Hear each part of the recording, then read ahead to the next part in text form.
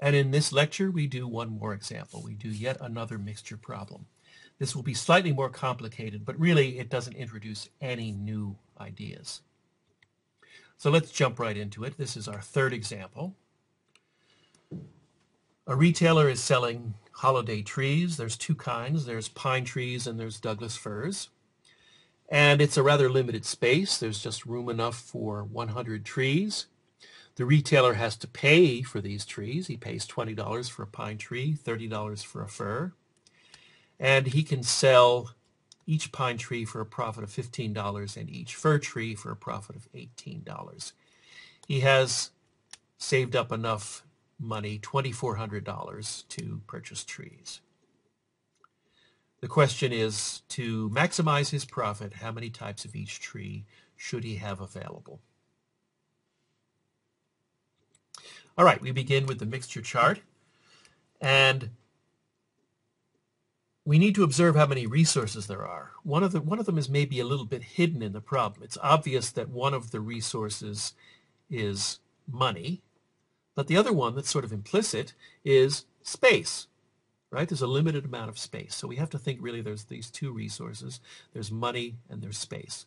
Of course, there are also two products. There were pine trees and there were fir trees. So we have, as in the previous example, two rows for the two products, the pine trees and the firs. We have two columns for the resources of money and space, and then we have a third column for the profit. Now, most of those numbers I think you'll fill in pretty readily. The only ones that might cause you a little bit of pondering is what numbers to stick in for space. But you see, we're simply told there's space for 100 trees. Every tree occupies one space, so the correct numbers to stick in there are ones. Each pine tree takes up one space. Each fir tree takes up one space. There's a total of 100 spaces. So I've completely filled in the mixture chart the way it should be. And as before, I have introduced two variables, x and y. X will be the number of pines. Y will be the number of firs. Let's write our constraints.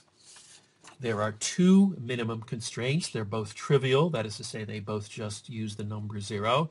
X is supposed to be greater than or equal to 0. Y is supposed to be greater than or equal to 0. But now there are two resource constraints because there are two resources. The first one, the one coming from the money, says 20x plus 30y less than or equal to 2,400. And the second one, coming from space, says x plus y is less than or equal to 100. Notice that if you have filled out the mixture chart correctly and systematically, then writing these resource inequalities is extremely straightforward. You're just reading down the columns. Now, as usual, we now want to turn around and think of the x and the y as coordinates of a point in the plane, and that means that we can actually draw the feasible region, and here it is.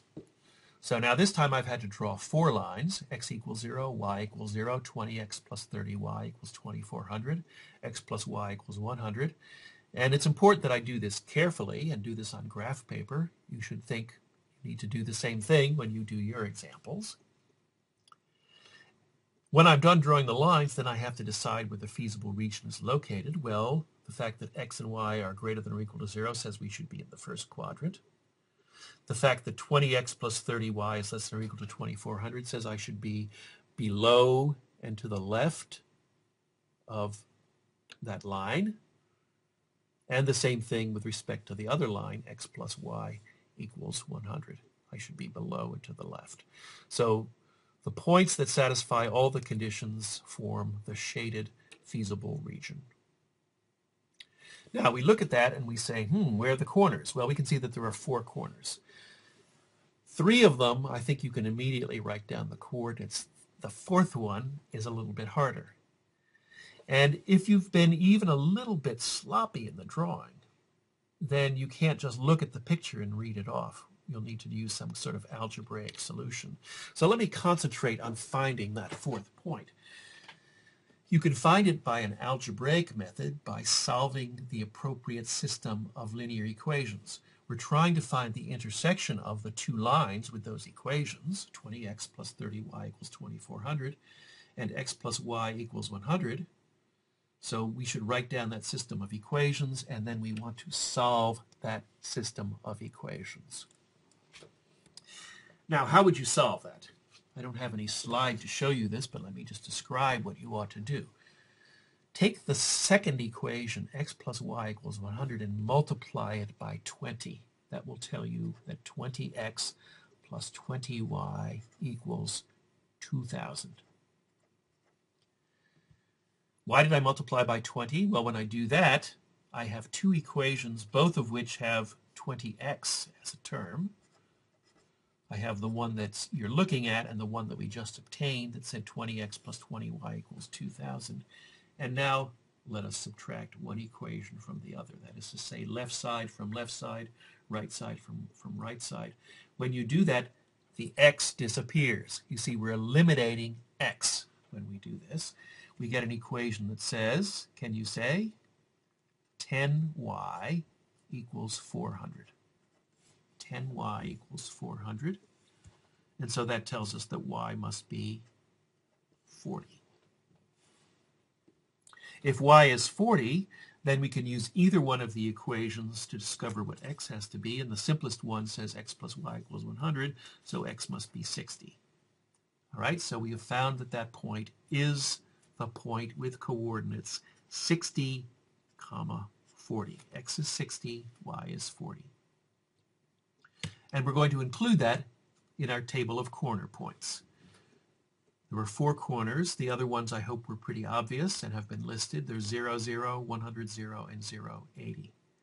Now we proceed to apply the profit formula.